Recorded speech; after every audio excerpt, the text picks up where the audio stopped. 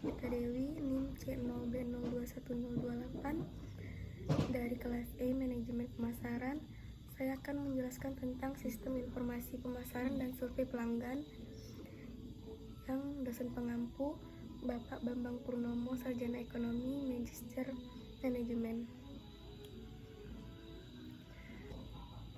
Kekuatan one-to-one marketing yaitu data pelanggan adalah faktor kunci dalam one-to-one marketing. Semakin banyak informasi yang dimiliki tentang preferensi dan perilaku pelanggan, semakin mudah untuk menyesuaikan pesan pemasaran dan menargetkan pelanggan secara personal.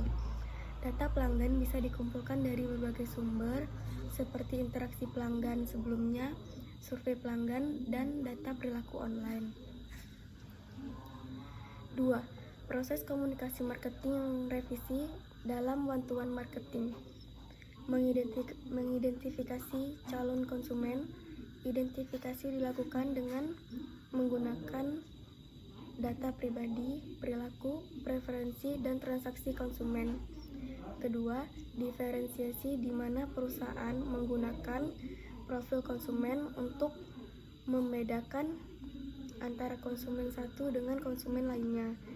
Ketiga, interaksi yang melibatkan komunikasi dua arah antara perusahaan dan konsumen. Dan yang keempat, personalisasi di mana perusahaan menggunakan data dari setiap konsumen atau setiap interaksi menghasilkan pesan pemasaran yang lebih pribadi. Ketiga, pengertian pelanggan. Pelanggan adalah individu atau organisasi yang membeli atau menggunakan produk atau jasa yang ditawarkan oleh suatu perusahaan.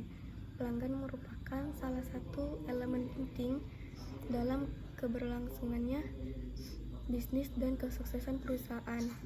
Karenanya, adanya pelanggan tidak dapat mampu bertahan tumbuh. Penting bagi perusahaan untuk memahami karakteristik dan kebutuhan pelanggan, sehingga perusahaan dapat menghasilkan produk atau jasa yang sesuai dengan preferensi dari karakteristik konsumen.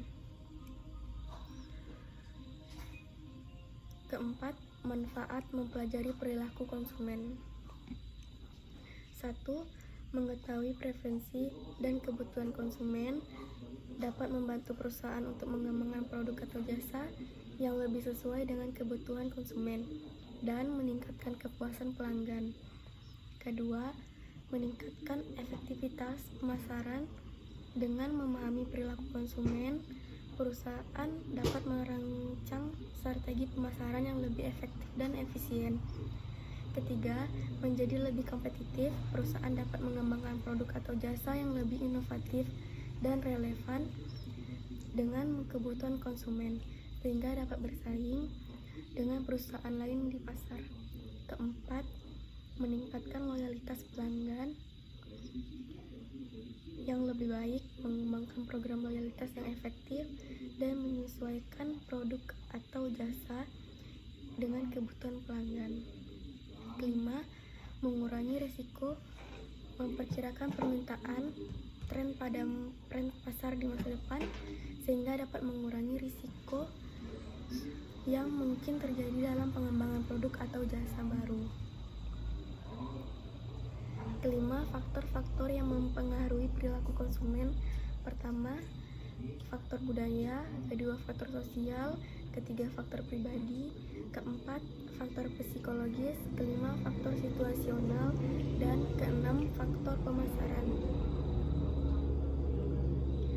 Keenam, proses pengambilan keputusan pelanggan. Pertama, pengenalan masalah. Kedua, pencarian informasi. Ketiga, evaluasi alternatif. Keempat, pengambilan keputusan. Kelima, evaluasi pasca pembelian. Dan ketujuh, pengertian kepuasan konsumen dan perilaku konsumen.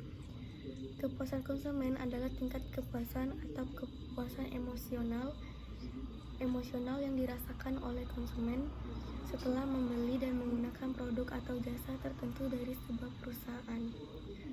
Kepuasan konsumen dapat diukur melalui berbagai indikator seperti tingkat retensi konsumen, tingkat loyalitas konsumen, dan tingkat umpan balik konsumen.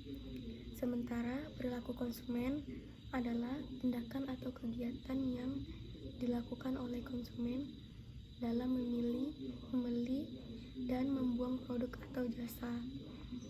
Perilaku konsumen dapat dipengaruhi oleh berbagai faktor seperti kebutuhan dan keinginan, faktor budaya, faktor sosial, faktor situasional, faktor pribadi, dan faktor psikologisnya.